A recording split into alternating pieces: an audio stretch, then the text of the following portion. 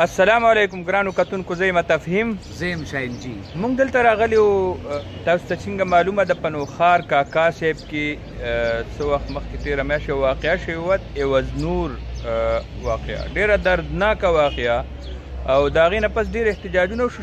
شهنشاه بهی دا څه چل به کېږي او دې باره کې نن پورا قوم کاکا خیل چې کوم دی د میاں فیروز جمال کاکا خیل سابقه وفاقي وزیر دی، د هغه په قیادت کې به د هغه په هاوس کې د کاکا صاحب انجمن تاجران کسان به راغونډېږي او ځي به شوبره چوک ته، هلته به احتجاج خپل ریکارډ کوي او نن مکمل دوکانونه بند دي د جمعې ورځ ده.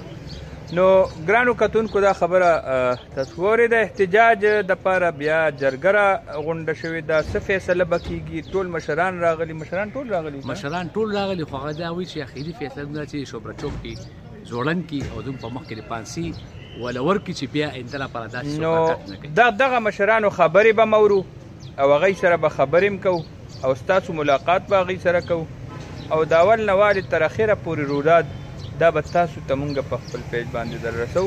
نو مونږ سره اوسئ. ولېږلی شي او یو مثال جوړ کړي کې پي کې خپل دلته حکومت کې چې دا وګورئ ټرایل دی څونه زر دا ختم شو، دا د هغې سزا ده. دا وګورئ ټولې دنیا راشئ وګورئ ځوړند دی دا دی په شوبره چوک کې. بل کس به بیا 200 ځله سوچ کوي، 200 ځله به سوچ کوي. دغه زما ورونو خبرې وې، زه بیا د قوم د طرفه د مشرانو د طرفه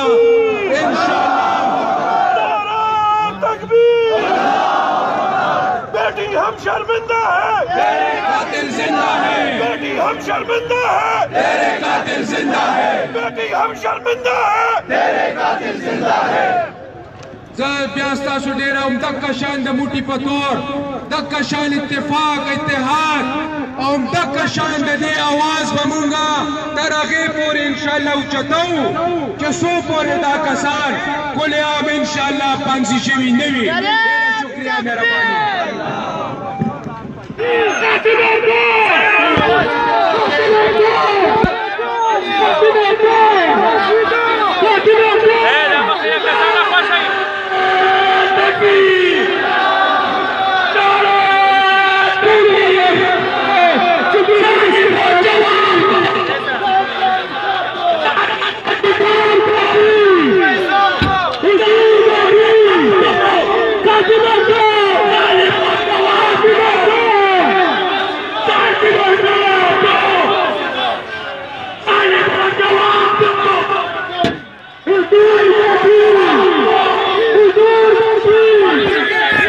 Continue!